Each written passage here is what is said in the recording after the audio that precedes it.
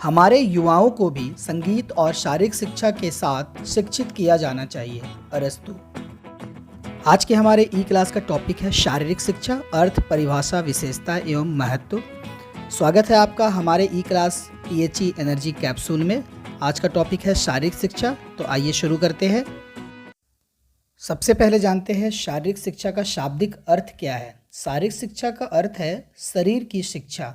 शारीरिक शिक्षा दो शब्दों से मिलकर बनी है, शारीरिक और शिक्षा, जिसमें शारीरिक का जो तात्पर्य है वो है शरीर के क्रियाकलाप से, और शिक्षा जो है ना, शिक्षा संस्कृत शब्द शिक्ष से बनी है, जिसका अर्थ होता है ज्ञान ग्रहण करना। मतलब सिंपल शब्दों में अगर हम समझे तो शरीर के क्रियाकलापों का ज्ञान ग्रहण करना ही शारीरिक शिक्षा है। और दूसरे तरीके से समझते हैं तो शारीरिक क्रियाओं को जानने समझने का अध्ययन ही शारीरिक शिक्षा है।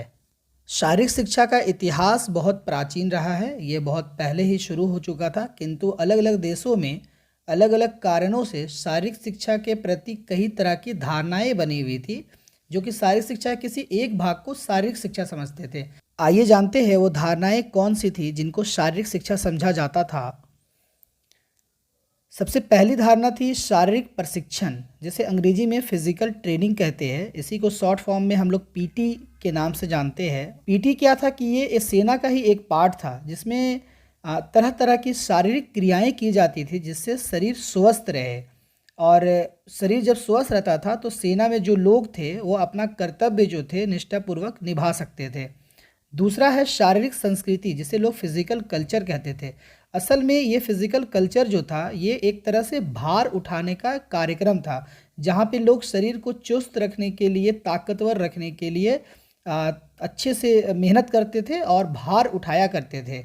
यही चीज़ फिजिकल कल्चर के रूप में विख्यात थी। कवायद, ड्रिल, ये क्या था कि सेना में किसी ध्वनि के माध्यम से ध्वनि को सुनकर शारीरिक क्रियाओं को करते थे, और ये क्रमबद्ध होता था। इसी को लोग शारीरिक शिक्षा लोग वहाँ पे समझने लगे थे। अगली जो धारणा है वह है खेल। खेल कई हजारों वर्षों तक दुनिया के कई देशों में शारीरिक शिक्षा के रूप में विख्यात थी कि शारीरिक शिक्षा ही खेल है, खेल ही शारीरिक शिक्षा है। किंतु खेल तो शारीरिक शिक्षा का एक पाठ भर है। हम देखेंगे कि चाइना में 4000 बीसी के आसपास, ग्रीस में 1000 बीसी के आसपास, भारत में 5000 बीसी के आसपास कई तरह के खेल खेले जाते थे, जो शारीरिक फिटनेस के लिए महत्वपूर्ण माना जाता था। किंतु यह स्पष्ट है कि खेल किसी भी प्रकार से शारीरिक शिक्षा नहीं है। शारीरिक शिक्षा का एक पाठ भर है खेल। लेकिन कई कई हज़ारों वर्षों तक जो थी एक धारणाएं बनी हुई थी। एक धारणा यह भी थी खेल की, खेल ही शारीरिक शिक्षा है और शारीरिक शिक्षा ही खेल है। अगली जो धारणा है वह है जिम्नास्टिक। जिम्नास्टिक का इतिहास जब देखेंगे तो पाएंगे कि कई हजारों वर्षों तक शारीरिक शिक्षा के पर्यायवाची शब्द के रूप में जिम्नास्टिक शब्द का उपयोग होता रहा है। कारण है कि शारीरिक शिक्षा की जो शर्तें हैं लगभग बहुत शर्तों को जिम्नास्टिक पूरा करती है। इसकी जो शारीरिक क्रियाएं हैं वो जिम्नास्टिक पूरा करती है, और कई देशों में जिम्नास्टिक को संपूर्ण शारीरिक शिक्षा समझा जाता रहा है। किंतु जिम्नास्टिक भी शारीरिक शिक्षा का ही एक पार्ट है। आगे बढ़ते हैं, देखते हैं शारीरिक शिक्षा की परिभाषा क्या है। शारीरिक शिक्षा को विश्व के कई विद्वानों ने परिभाषित किया है। सबसे पहले हम देखते हैं चार्ल्स ए बूशर को। चार्ल्स ए बूचर के नाम से भी जाने जाते हैं। हम देखते हैं चार्ल्स ए बूचर ने क्या कहा। शारीरिक शिक्षा का उद्देश्य है शारीरिक विकास, गामक विकास, मानसिक विकास एवं मानवीय संबंधों का विकास करना। मतलब कि शारीरिक शिक्षा का सबसे प्रमुख उद्देश्य यही है कि शरीर का पूरी तरह से विकास हो, दिमाग का पूरी तरह से विकास हो, मनुष्य का जो आपस में जो संबंध है उसका वो विकसित होना चाहिए, अच्छा होना चाहिए। आगे बढ़ते हैं, देखते हैं हैरी क्रोबक ने क्या कहा है। हैरी क्रोबक कहते हैं शारीरिक शिक्षा शिक्षा के कार्यक्रम का वह भाग है जिसमें शारीरिक कार्यक्रमों द्वारा बच्चों को विकसित तथा सुशिक्षित किया जाता है। मतलब हैरी क्रोबक जो है ना वो शिक्षा का ही एक भाग मानते हैं शारीरिक शिक्षा को, और शिक्षा का एक भाग मानने के साथ वो कहते हैं कि इसमें जो कार्यक्रम शारीरिक शिक्षा में है वो कार्यक्रम बच्चों को विकसित तो करता ही है, साथ ही साथ सुशिक्षित भी करता है। इसके बाद देखते हैं भारत का शिक्षा मंत्रालय क्या कहता है। भारत का शिक्षा मंत्रालय कहता है शारीरिक शिक्षा बालक के संपूर्ण व्यक्तित्व के विकास के लिए शारीरिक क्रियाओं द्वारा उसके शरीर, मन और आत्मा को पूर्णता प्राप्त करती है। इनका कहना है कि शारीरिक शिक्षा के माध्यम से व्यक्ति का संपूर्ण विकास हो जाता है। उसका मन, शरीर, आत्मा, उसका जो अंतिम चरण होता है विकसित होने का, वहाँ तक शारीरिक शिक्षा के माध्यम से विकसित किया जा सकता है। American association of health physical education and recreation संस्था जो है वो कहती है शारीरिक शिक्षा वह शिक्षा है जो कुछ चुनी हुई शारीरिक क्रियाओं द्वारा की जाती है जिसमें मनुष्य का विकास तथा प्रयोग में परिवर्तन होता है। मतलब कि शारीरिक शिक्षा वैसी शिक्षा है जिसमें कुछ सिलेक्टेड ऐसा फिजिकल एक्टिविटी किया जाता है जो मनुष्य को विकसित भी करता है और जो भी अच्छे प्रयोग है उसमें परिवर्तन हो जाता है। जेम्स ए विलियम्स कहते हैं शारीरिक शिक्षा उन शारीरिक क्रियाओं को कहते हैं जिसका चुनाव उसके प्रभाव की दृष्टि से किया जाता है। मतलब शारीरिक शिक्षा शरीर का सिर्फ वही एक्टिविटी है जिसको जो अच्छे एक्टिविटी को चुनकर अच्छे प्रभाव की दृष्टि से किया जाता है, वो शारीरिक शिक्षा है। हर्बर्ट स्पेंसर कहते हैं पूर्ण अभिव्यक्ति के लिए शारीरिक, नैतिक, मानसिक क्रियाओं की आवश्यकता होती है, यही शारीरिक शिक्षा है। मतलब इंसान अपने अंदर से अपने आप को जो निखारता है और वो नैतिकता के हिसाब से, मानसिकता के हिसाब से, शारीरिक के हिसाब से जो कार्य करता है अपने आप को निखारते हुए, वही शारीरिक शिक्षा है। आगे बढ़ते हुए देखते हैं शारीरिक शिक्षा का ध्येय क्या है। ऑब्जेक्टिव ऑफ फिजिकल एजुकेशन पहला जो है वो है मनुष्य के अनुभव का इस सीमा तक प्रभावित किया जाए कि वह अपनी योग्यता एवं पात्रता अनुसार समाज में उचित स्थान ग्रहण कर सके। मतलब कि व्यक्ति के अंदर इतना कॉन्फिडेंस पैदा होना चाहिए कि समाज में सभी तरह की परेशानियों को आसानी से झेल सके, समाज में एक ऊंचा स्थान प्राप्त कर सके और समाज में ऊंचा स्थान प्राप्त करने के साथ ही साथ वो अपने देश को, अपने समाज को आगे ले जा सके। दूसरा है मनुष्य अपनी आवश्यकताओं की पूर्ति करने में समर्थ बन सके। देखिए, मनुष्य की कई तरह की आवश्यकताएं हैं और मनुष्य अपनी आवश्यकताओं को पूरी करने के लिए सबसे पहले खुद को सक्षम होना चाहिए और शारीरिक शिक्षा जो है ना सबसे पहले सक्षम होना सिखाता है। उसके बाद है मनुष्य स्वस्थ जीवन व्यतीत करे। आज के युग में क्या है कि हम सिर्फ भाग रहे हैं, हेल्दी लाइफ को छोड़कर अनहेल्दी लाइफ के पीछे बस भागे जा रहे हैं। इससे क्या हो रहा है कि हम बस पैसे कमाने के लिए या किसी चीज़ को अचीव करने के लिए, एक अच्छा रेपुटेशन को पाने के लिए पढ़ाई के माध्यम से या काम के माध्यम से पाने की कोशिश कर रहे हैं और इसमें क्या हो रहा है कि हम अपने हेल्थ को बिल्कुल नज़रअंदाज कर दे रहे हैं, जिसकी वजह से क्या हो रहा है कि हम एक वक्त में तो सब कुछ पा ज़रूर लेते हैं लेकिन अपने स्वास्थ्य को खो देते हैं। और इसके वजह से जब हमारे पास सब कुछ होता है तो स्वास्थ्य नहीं होता है। तब हम क्या होता है कि एक अपनी कमाई का एक बड़ा हिस्सा जो है वो डॉक्टर को देते हैं, अस्पताल में एक बड़ा वक्त गुजारते हैं और जो भी चीज़ें हम अचीव किए हैं वो सब बेकार हो जाता है। तो शारीरिक शिक्षा का सबसे पहला चीज़ तो यही कर्तव्य है कि वो आपको स्वस्थ जीवन व्यतीत करने के लिए प्रेरित करे। आगे है मनुष्य को मानसिक दृष्टि से प्रेरक एवं संतोषप्रद बनना। देखिए, आज का जो भागदौड़ ज़िंदगी है ना, हमारे पास जो भी चीज़ें हैं हम क्या करते हैं कि उसको संतोष नहीं करते हैं उस पर, हम उससे कुछ ज़्यादा और अच्छा और बेहतर करना चाहते हैं और बेहतर पाना चाहते हैं। यानी कि हमारे अंदर पूरी तरह से संतोष नहीं है और हम मानसिक दृष्टि से जो है ना हमेशा जो नहीं है उसके पीछे भागते हैं। तो शारीरिक शिक्षा हमें क्या सिखाता है कि हमारे पास जो है वो सबसे बेहतर है, हमें संतोष करना आना चाहिए। हम अच्छा पाने के लिए काम करेंगे किंतु उसके पीछे इतना नहीं भागेंगे कि हम मानसिक दृष्टि से कमज़ोर हो जाए या डिप्रेशन में चले जाए।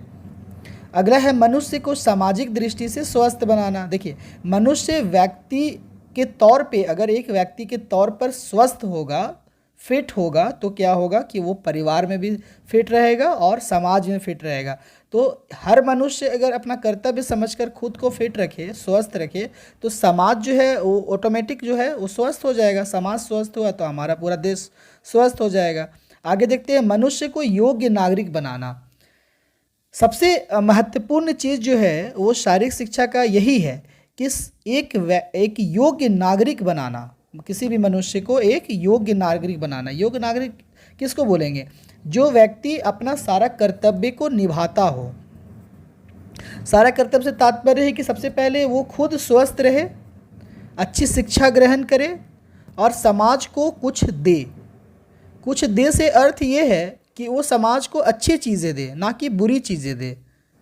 अगला है मनुष्य को शारीरिक, मानसिक और संवेगात्मक दृष्टि से सक्षम बनाना। देखिए ओवरऑल जो चीज़ें हमने देखी, यहाँ पे सारा चीज़ का एक निचोड़ इस लाइन में आ रहा है कि मनुष्य को शारीरिक रूप से, मानसिक रूप से बिल्कुल इतना सक्षम बना देना है कि वो बीमार ना पड़े, वो डिप्रेशन में ना जाए और वो फिट रहे।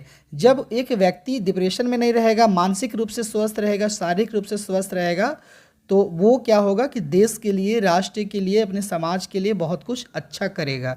यही ऑब्जेक्टिव ऑफ फिजिकल एजुकेशन है। आगे बढ़ते हैं, देखते हैं शारीरिक शिक्षा का लक्ष्य क्या है। शारीरिक शिक्षा का मुख्य लक्ष्य है व्यक्ति का सर्वांगीण विकास करना, मतलब ओवरऑल डेवलपमेंट करना।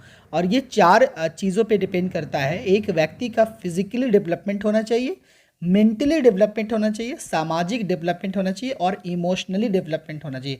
यानी कि एक व्यक्ति फिजिकली बिल्कुल फिट होना चाहिए, उसका वृद्धि और विकास बिल्कुल सटीक जितनी ज़रूरत है उतनी होनी चाहिए। मेंटली वह फिट होना चाहिए, डिप्रेशन का शिकार नहीं होना चाहिए, सोचने का, निर्णय लेने की क्षमता जो है वो बिल्कुल फास्ट होना चाहिए। और सोशली डेवलपमेंट का अर्थ है कि सामाजिक तौर पे जो है वो बिल्कुल इतना डेवलप हो कि समाज में एक दूसरे का मदद कर सके। और इमोशनली वो इतना डेवलप होना चाहिए कि उसे अपनी भावनाओं पे काबू होना चाहिए। आगे हम जानते हैं शारीरिक शिक्षा के लक्ष्य को विस्तार पूर्वक। सबसे पहला लक्ष्य है बच्चों को रोग मुक्त रखना। देखिए बच्चे क्या है ना, बच्चे राष्ट्र के भविष्य होते हैं और बच्चे अगर रोगी हो जाए, कमज़ोर हो जाए, तो राष्ट्र का भविष्य जो है वो कमज़ोर हो जाएगा। तो शारीरिक शिक्षा का सबसे पहला लक्ष्य क्या है? सबसे पहला लक्ष्य है बच्चों को रोग मुक्त रखना। बच्चे निरोगी रहेंगे, फिट रहेंगे, तो राष्ट्र जो होगा उसको एक अच्छा नागरिक मिलेगा, एक अच्छा समाज मिलेगा। जो फिट होगा, जो मानसिक तौर पे और शारीरिक तौर पे फिट होगा, तो देश का अच्छे से सेवा कर पाएगा, देश को उन्नति के रास्ते में लेकर जा सकेगा। अगला है बच्चों में स्पोर्ट्समैन स्पिरिट पैदा करना। स्पोर्ट्समैन स्पिरिट क्या है? स्पोर्ट्समैन स्पिरिट है कि हम अपनी कमियों को जानें कि हमारे अंदर क्या कमियां हैं। जब हम हार जाए तो अपनी हार को स्वीकार करें कि सामने वाला शायद मुझसे बेहतर खेला हो, मुझे और अभ्यास की आवश्यकता है, तो मैं और अभ्यास करूंगा और अगली बार जीतूंगा। यानी कि जब आप हार रहे हैं, बुरी परिस्थिति में हैं, तो आप डिप्रेशन का शिकार ना हो, अपनी कमियों को, अपने हार को स्वीकार करते हुए आगे बढ़े, ताकि हम आगे जीवन में अच्छी घटनाएं हमारे ज़िंदगी में घट सके। यही स्पोर्ट्समैनशिप सिखाता है। नेक्स्ट है नागरिकता के आवश्यक गुणों का विकास करना। देखिए नागरिकता के आवश्यक गुण यही है कि हम फिट रहे, अच्छे से शिक्षा ग्रहण करें, हम समाज को, देश को कुछ दे। तो ये सब जो गुण है ना, ये गुण पैदा करना ही शारीरिक शिक्षा का लक्ष्य है। बच्चों के रुचि के अनुसार ही खेल और अन्य कार्यक्रमों का प्रावधान करना। देखिए बच्चे ना पढ़ते पढ़ते उब जाते हैं, किसी चीज़ को सीखते सीखते, सीरियसली जब होते हैं, सीखते सीखते उब जाते हैं। तो उनको उनकी रुचि के अनुसार खेल के माध्यम से, शारीरिक क्रियाओं के माध्यम से शिक्षा का ज्ञान देना और उनके अनुसार कार्यक्रम बनाना जिसमें उनका मन लगे, ये शारीरिक शिक्षा का लक्ष्य है। बच्चों के शरीर को सुडौल और सुंदर बनाना। देखिए आजकल क्या होता है कि बच्चे जो है ना वो नूडल्स, पिज़्ज़ा, बर्गर इस तरह की चीज़ खाना ज़्यादा पसंद करते हैं। जो भी फास्ट फूड है उनको खाना पसंद करते हैं और घर वाले भी उनको प्रोवाइड कराते हैं ऐसी चीज़ें। तो क्या होता है कि बच्चे दिन ब दिन उनका शरीर जो है ना बिगड़ता जाता है, उसमें शरीर में फैट जमता जाता है, वो मोटापा का शिकार हो जाते हैं। एक उम्र आने से पहले ही, जवान होने से पहले ही कभी कभी डायबिटीज़ के शिकार हो जाते हैं।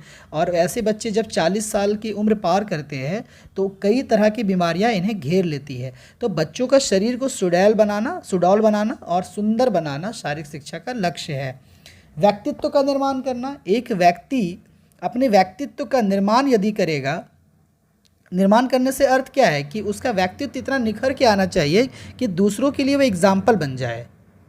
अगला है समय का सदुपयोग करना। देखिए खाली समय, जब पुराने ज़माने में, प्राचीन काल में खाली समय का सदुपयोग जो था ना खेल के करते थे। लेकिन आज के युग में क्या हुआ, हमारे पास इंटरटेनमेंट के बहुत सारे साधन उपलब्ध हो गए और हमारे पास स्मार्टफोन जैसे एक छोटे से यंत्र में इतना कुछ मिल गया कि हम खाली समय में बैठकर मोबाइल के माध्यम से गुजार देते हैं और उसमें तरह तरह की चीज़ें दिखती है, जिससे हमारा शरीर जो है ना बैठे बैठे आलस्य का शिकार हो जाता है। तो समय का सदुपयोग करना जो है ना शारीरिक शिक्षा सिखाता है। शारीरिक शिक्षा सिखाता है कि जब समय आपके पास है तो उसका सदुपयोग करते हुए आप कैसे फिज़िकल एक्टिविटी के ज़रिए, इंटरटेनमेंट के ज़रिए आप अपने शरीर को फिट रख सकते हैं। इस तरह की क्रियाएं कर सकते हैं जो आपके भविष्य के लिए, आपको निरोग रखने के लिए फ़ायदेमंद होगा। अगला है परिवार का एक अच्छा सदस्य बनना। आगे बढ़ते हैं, जानते हैं फादर ऑफ फिजिकल एजुकेशन कौन है। तो भारत के अंदर father of physical education Harry Crowe Buck को माना जाता है और विश्व भर में father of physical education Friedrich Ludwig Jahn को माना जाता है। हैरी क्रो बक का जन्म 25 नवंबर 1884 को और मृत्यु 24 जुलाई 1943 को हुआ। इनका जन्म जो है ना यूएसए में हुआ था और फ्रेडरिक लुडविग जॉन का जन्म 11 अगस्त 1778 को और मृत्यु 15 अक्टूबर 1852 को हुआ था। ये एक जर्मन थे। आगे जानते हैं शारीरिक शिक्षा का इतिहास। तो देखिए, शारीरिक शिक्षा का इतिहास विश्व भर में अलग अलग देशों में अलग अलग है, जिसे हम आगे अलग अलग वीडियो में जानेंगे। जैसे कि भारत में 5000 बीसी के आसपास से शारीरिक शिक्षा का इतिहास दिखाई पड़ता है। उसी तरह चीन में 4000 बीसी के आसपास और यूनान में जो है ना 2000 बीसी के आसपास के प्रमाण मिलते हैं। शारीरिक शिक्षा से संबंधित हमारा ये ई क्लास अगर आपको अच्छा लगा तो हमारा चैनल PHE एनर्जी कैप्सूल को सब्सक्राइब करें, साथ ही कॉम्पिटिटिव एग्जाम की तैयारी करने वाले सभी दोस्तों को शेयर करें। हमारा अगला वीडियो होगा स्वस्थ शिक्षा, अर्थ, परिभाषा, विशेषता एवं उद्देश्य। जय हिंद।